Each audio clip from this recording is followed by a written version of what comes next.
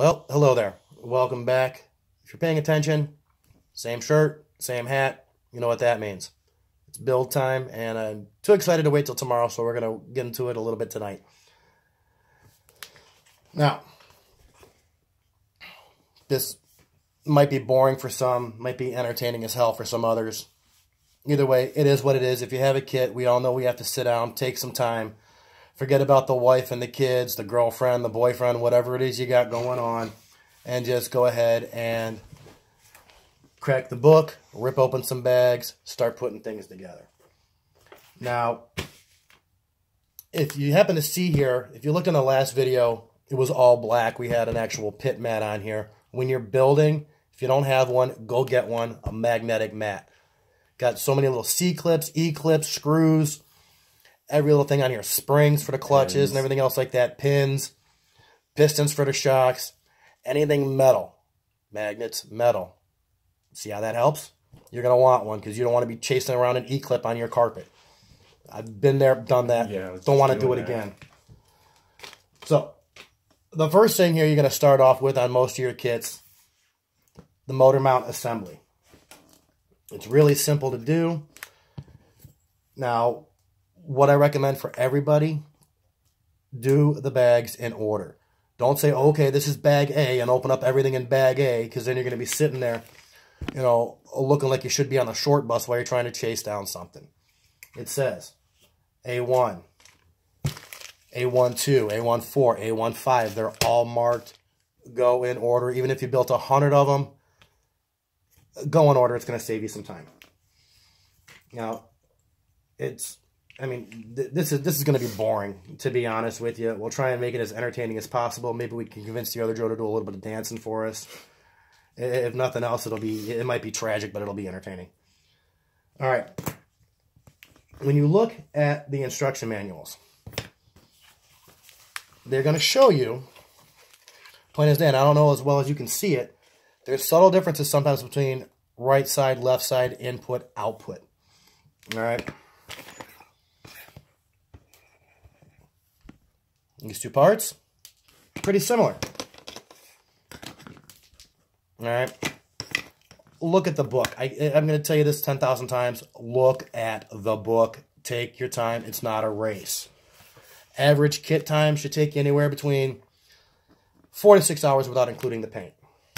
If you've built one before. Yeah, exactly. If you've built one before, if this is your first kit, no one's judging you. No one's racing you. You know, welcome to the madness. It could take you, I've known people that have taken 3-4 days to build a kit and still did it wrong. It's the nature of the hobby. This is why we get into this. We like to build. We like to tinker. We like to use our hands. We like to solve the problems as they come up. All right? So, you're looking at this. You're looking at that. This is going to be very difficult to see because I can't really show you the instruction books as I'm looking at it.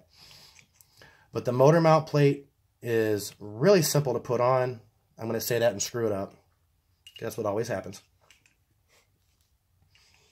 Like I'm doing right now. I'm already having a moment. Boom. Boom. What in the hell? Yeah, we're having good times.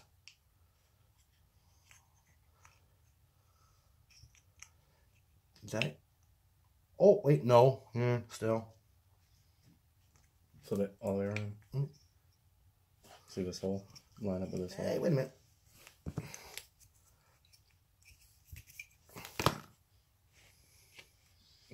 What the hell? Let's see, look at this. I feel like that State Farm guy. We're what you call the experts. No, because see how it goes like that. It goes like this. It's got the other hole. See, because that one hole goes down that, and the other hole. Oh, hey, wait a minute. You see the little one? Oh. Yay, we did something. Yay, we did a thing. Wrong hole. How many times has that happened? All right. Now, when you're going into plastics, it's probably a good idea to go ahead and put some kind of a lubricant on. A lot of people use chapstick or Vaseline or whatever. What I typically do is I will tighten it up about 2/3 of the way, and then I'll back it out because the threads are tight. You know, sometimes they're not even threaded. You get self-tapping screws. So I'll go in there to get it started a little bit, and then I'll back it off, and let me get some of that. Let me get a little bit of that Mag 1. Again, going a little inexpensive. No, the lid. I need the lid. I need it down. Red bearing grease. It's your friend. All right, just a taste. You know, nothing crazy. You don't gotta soak it. You don't gotta do all. You know, you don't gotta go crazy with it. Also, a lot of people like to use power tools, hand drills, everything else like that, and that's fine. If you can get one that has a adjustable clutch on it, adjust it to a feather touch on there. Any kind of resistance, that thing shuts down. All right, you get something too high power, you know, too much power, too much torque or whatever, and you're gonna sit there and you go, oh, you know, I got this beautiful 20-volt DeWalt. Every motor, every transmission I put together, I strip everything out. All my screws are rounded out. No shit. It's more for like an experienced builder to use one of those. Right, and if you're building your first kit, just use hand tools. Yeah, and I still prefer hand tools over that because the clutch is set at a certain point where, you know, your hands, you can feel it a lot better. Mm-hmm. It just gives you a better touch, gives you a little bit more control. And that way you can actually say without bullshit, I built this by hand. All right. So you got your motor plate on there. That's going to be self-explanatory here. It mounts the motor to the chassis. I say a lot because I'm actually kind of dumb. But hey, it is what it is. When it comes to doing your gearing, follow the instructions, use the spacers. Extra parts are bad. All right. I couldn't tell you how many times I've had extra parts. It's terrible. It's a terrible feeling. Oh, yeah, I've done it too. You know, we've had, oh, this is great. You know, I put everything together. Everything's nice and tight. And you go to pull the trigger and it just spins or it locks up because you didn't have the spacer put in the right way or you didn't have it in at all. And those gears locked. It's not shimmed up. So again, in the last video, follow the instructions. It's important to note the steps as they go in. When something says use grease, use grease. It's either because it's going to be a metal-on-metal connection or a high-friction connection of some kind. You don't want friction on plastic bad, friction on metal actually worse. All right, so what we're doing here is we have the output shaft, we put the spacer in, and we've got one of the bearings in here. Typically, I will upgrade the bearings as time goes by. The stock ones, the kit ones are usually pretty decent to get you going. After a while, I tend to want to get more precision bearings as I get used to the vehicle. Because like I said before, upgrading before you run it, you don't really see the benefit. And look at that. One whole transmission. It's real simple. It's a crawler. It's got one speed. That's it. Oh, I almost screwed up on that grease part, see? So good thing you guys are here to keep me honest.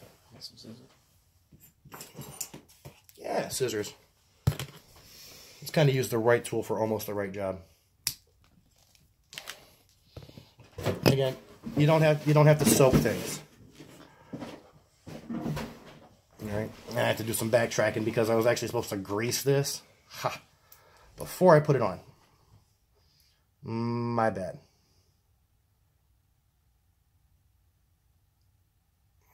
Well, that's tough. There we go. Ah! Look at that. Little bit of grease. You don't got to soak it. You don't have to coat the whole thing. Just have to get it on there. And then for all you perverts out there, yes, go ahead and stroke the shaft through the hole. You want to make sure that it's covered and it's full all the way around. If you have to add a little more, add a little more. If you don't add any more, I don't think it's really going to make a difference. But it's a tight hole.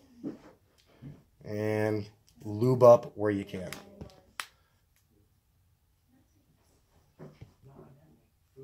Oh, look, they're whispering in the background. Oh, no. They're over there. Hey, we might get our first domestic dispute here on the slaughterhouse. It'd be like two 10-year-olds arguing between chicken nuggets, fish sticks, or pizza. Fuck you, that's a very good debate. Hey, fuck you too. No, you came up here and run your mouth. You gotta be on. You gotta make a presence now. No. Yeah, no. Look, Yeah, no. you come in here and you interrupt the show. You have to be on the show. So, Corinne, Nope. say hello to Hi. the people. Hi, people. Is fucking lame. All right. I'm gonna build the rest of this motor mountain transmission. It's boring. It's dumb. Follow your instructions, and I'll be back with you and show you what she's like. Hey, real quick.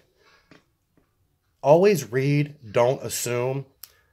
Went ahead and put this threaded rod in there. Again, not in a hurry, but overconfident. I know what I'm doing, no problem. Didn't read.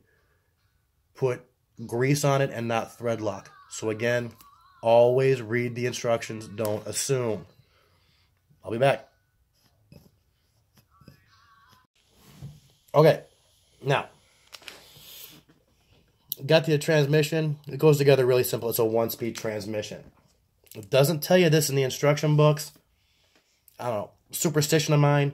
What I always do, because it is metal on metal, I always go ahead and take a little bit of our friend, the black grease, and just go ahead and put it on the teeth.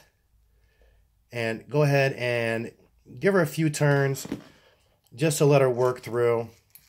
You know, you don't have to, again, coat it or soak it. But because it is metal on metal, it's always a good idea to go ahead and add a little bit of lubrication to it. And we're making progress on this transmission, and we're almost there, and we'll be back in a minute. All right, slaughterhousers. Went ahead and got the transmission together, and if you take a quick peek, you might notice a couple things in there that don't quite match up. And that is because the long upper screws that went in here, there must have been something going on with this mold, where this very top one over here went ahead and got about 2/3 of the way in and stripped itself out. Rounded the head, wouldn't go in any further, backed it out, took the whole case back apart, checked it. Everything inside was fine. There was no reason that the case shouldn't go up.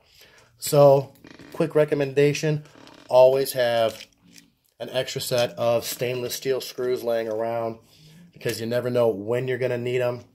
And as you can see right now and here, that it is running nice and smooth. And now we are heading off to build the clutch. I will tell you, if you have any kind of grease or oils on your hands, before you do the clutch pad, I recommend that you go ahead and wipe them off either with a hand sanitizing wipe. I use Clorox wipes, or sometimes just regular rubbing alcohol and a paper towel, because I don't want any kind of oils or anything else like that on the slipper pad. I know it's a slipper pad, but I don't want it extra slippery. I don't want anything else in there, any kind of foreign contaminant in there. So I'll be back and show you what that looks like here in just a bit. All right. Now, went ahead and got the transmission together. As you can see, now, what I want you guys to pay attention to is actually that mesh that's on there. The general rule of thumb is you should be able to pass a piece of notebook paper through it and just see the dents on the paper, but not actually go ahead and puncture the paper. All right. Now, in the build right away, you're going to want to make sure that you have your motor when you get your kit, because it's actually the 8th step before you get it. We went ahead and decided to go with the Castle Censored Crawler Motor 1900 kV. This motor will handle easily up to 3S.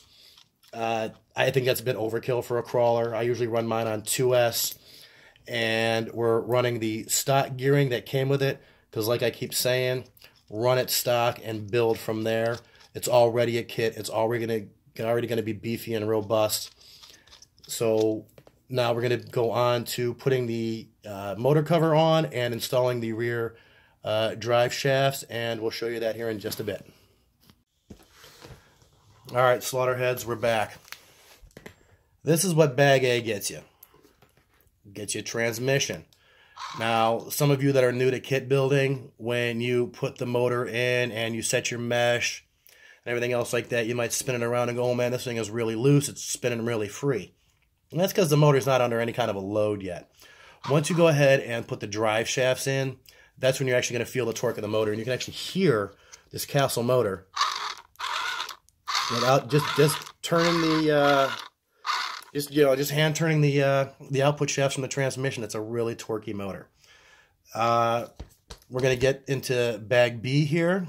That's going to be in a follow-up video because it's too late at night over here and I'm in trouble with the woman.